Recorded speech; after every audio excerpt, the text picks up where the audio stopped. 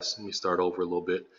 All right, so we're going to go through reading comprehension, and I'm going to talk about some basic strategies that you need for doing well, and then I'm going to go through book number 12,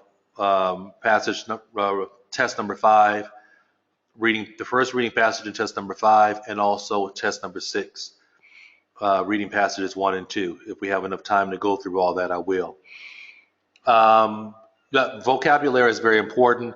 The better your vocabulary, the more you're going to understand, the faster you're going to understand. If you don't have vocabulary, a lot of times it messes with you because you're guessing and you don't understand meaning. In terms of the IELTS exam, when it comes to reading comprehension, it is all about synonym language. Synonym language and understanding paraphrasing.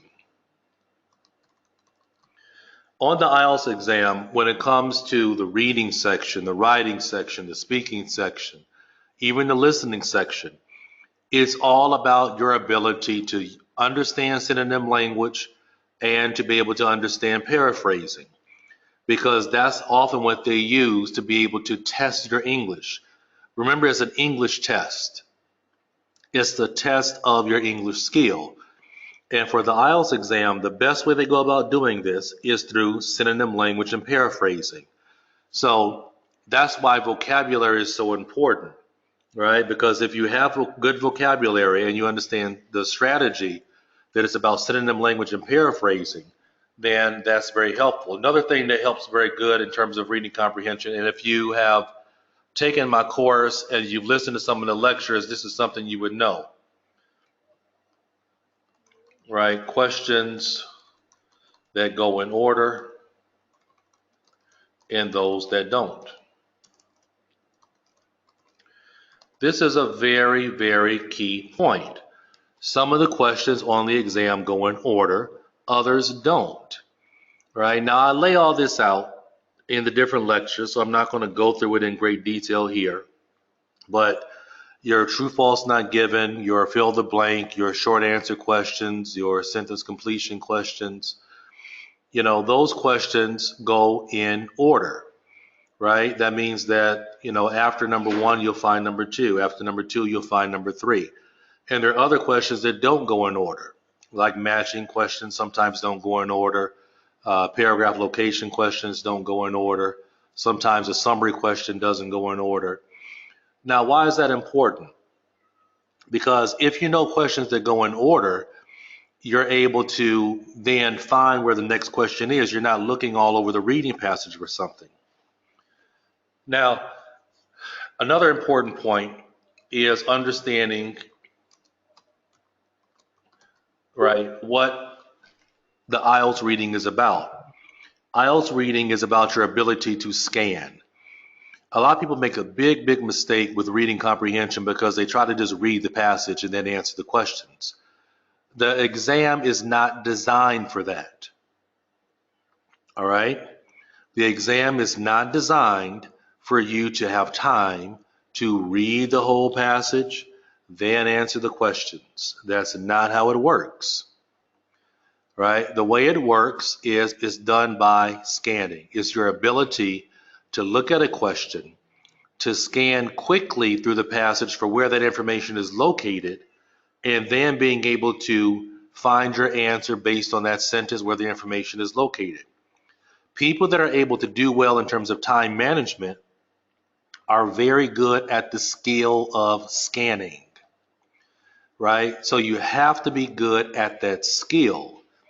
The better a person is at scanning and locating the information where the question comes from, the higher that person's score is, and the better they are at time management. So there's certain skills that you have to do well, right? We're talking about skills to do well on the reading comprehension. You have to have vocabulary skill. You have to have synonym language skill.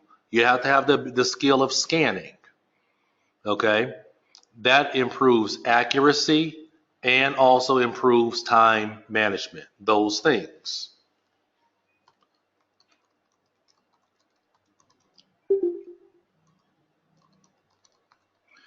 Another thing that's very, very helpful is application of strategy.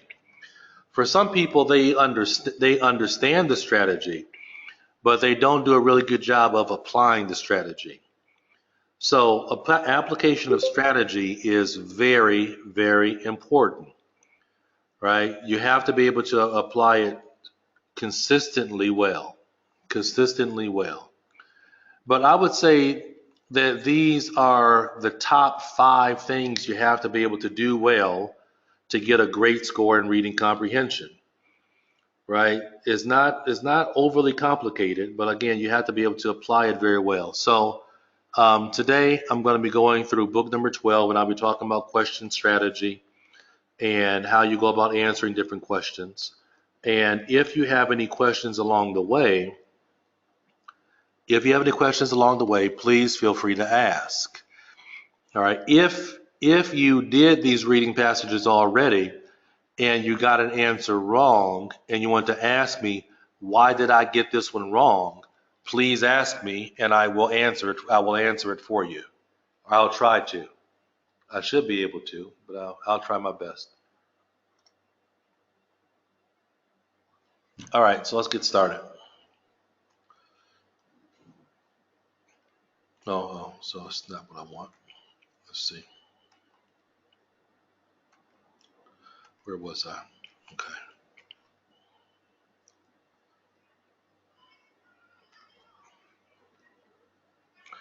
All right, yep, this is the one I want. All right, so this is the reading passage that I'm looking at. Right, and like this is from book number 12, it's test number 5. If you have a question, type it for me, please. Okay. If you have a question, type it, because I might not be able to answer your question immediately, but if you type it, I can make sure that I answer it for you. Okay. And also there's a record of it so that you don't have to try to remember it. I don't have to try to remember what your question was. So if you have a question, type it, please. All right. So the first thing that I do when I have a reading passage, or the first thing that you should do when you have a reading passage, don't start reading. All right, don't start looking at the topic sentences or any of that kind of stuff. First thing you do, go look at the kind of questions you have to do. You see some things highlighted in yellow, but that's because I'm using that to teach you. So the first thing I do is you look at what kind of questions do you have, right? So we have a true, false, not given question, and we have a fill the blank question, right? So when I look at this, I look at it and I say, okay, I have a true, false, not given question. These questions go in order. That means after number 1 is going to come number 2. After number 2 is going to come after number 3, so forth and so on. That goes in order. I'm really happy because that means this information is going to be easy to find if I'm good at scanning. And then when we get to our fill the blank questions again, these questions go in order. So I'm really happy. That means this information is going to be easy to find. Right? So when we are looking at a true, false, not given question,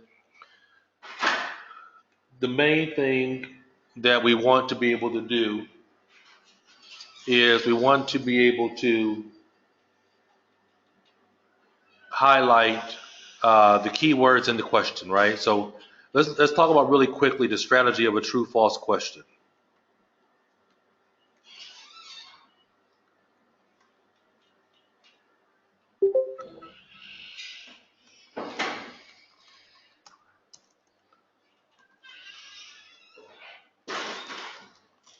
Right, so some of you have problems with the true, false, not given.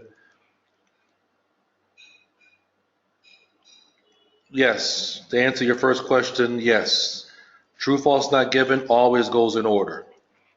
Yes, no, not given. True, false, not given goes in order. Yes, no, not given always goes in order. Fill the blank goes in order. Short answer questions go in order.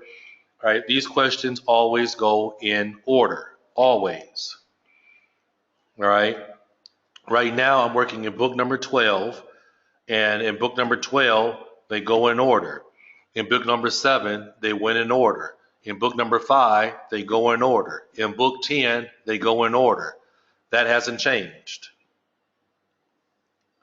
Easy type of questions go in order. Well, in general, the questions that go in order are a little bit easier to handle. The matching question doesn't go in order, but the matching question is not difficult, right? So, I mean, the questions that are the most difficult questions are your paragraph location question, your question that's a summary question is a little bit more challenging, and the headings question is a challenging question, right? But those are the three most challenging questions for students. So for a true, false, not given question, our first thing we want to do, of course, is underline the keywords in the questions to decide which questions are easiest to locate first.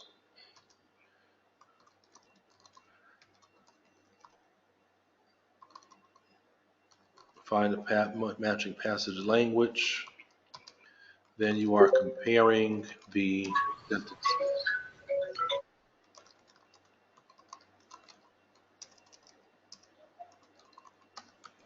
in terms of the question and the passage. Right? This is our basic strategy that we have in terms of strategy for finding this information for a true, false, not given question. Right? Underline the keywords in the question, decide which questions are easiest to first, find the matching passage language for a question. Right? And then you have to compare. Right now, some students are confused by the meaning of true, false, not given. So I'm just going to break that down very quickly. True. What does true mean?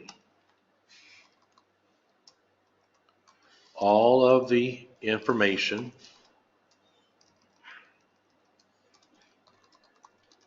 in the question, comma, we can see in the passage sentence. Right? That's what true is. All the information in the question we can see in the passage sentence. They will often paraphrase, but have the same meaning. Right? They'll paraphrase but have the same meaning. That's what true means. Right? That's the meaning of true. Now when it comes to false, false means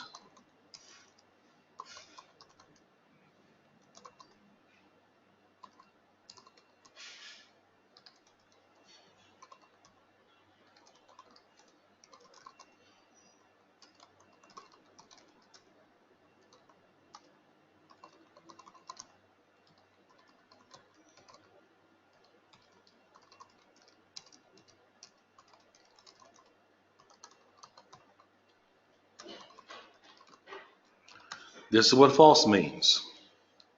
False means that the subject, object, or verb of the question is different, opposite, or changed in the passage sentence. Right? That's what false means. It's very important that you understand this part. Okay? That's why a lot of people get this one wrong. Not given.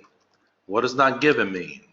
Not given means information in the question is missing from the passage sentence. Right? Information in the question is missing from the passage sentence. You are always comparing the question to the passage, not the passage to the question. Question to the passage, not passage to the question. It is a one-way comparison. Okay? Very often, the passage sentence might be longer than the question. But if all the information in the question is there, the answer is true. All the information in the passage sentence does not have to be in the question. All right? It's very important to understand. You're not comparing the passage to the question. You're comparing the question to the passage. That is very important, and that's something that a lot of people get wrong. Right? But that's how we understand it. So now I'm going to walk through this question. Does anybody have any questions about this before I walk through this question, this first question of true, false, not given? Any question?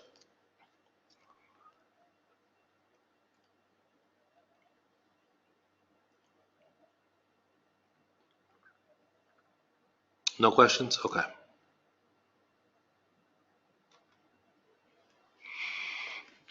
Right, so first thing, the first step, as I told you, is I'm going to look at the keywords in the question, right? So here I know that the first one I'm looking at is about the thickest bark, right? And I'm looking at cork oak and thickest bark. Those are important words I'm looking for. For the second question, we're talking about synthetic cork, and we are talking about scientists, right? And we're talking about same cellular structure, right? That word same is very important, all right? The next one has a very easy word to find, 25 years, right? And we're dealing with the first and second harvest, right? This is one thing that I would be doing if I'm working on paper is I'm highlighting, I'm underlining these keywords. Dry atmospheric conditions, right? Strip, dry atmosphere, that's what's important, right? Only way remove is by hand. Right, so these are the keywords in each question that I would quickly underline. Now, when we look at these questions, right, which one would you say, and I want you can type your answer, don't speak it, type your answer. Which one would you say is the easiest to do? Number 3, correct. So when you're doing your test, you start with number 3. This applies whether you're doing the general exam or the academic exam. Same strategy. We start with number 3, right? So since we're starting with number 3, we will be looking for some information where it's talking about 25 years, right? And if you see right here on the right side, you see over here it says 25 years. That tells me that this is where this information is coming from. Right, now this is number 3. Right, this is number 3. So what does that mean? That means number 2 and 1 are above it. That means number 4 and 5 are below it.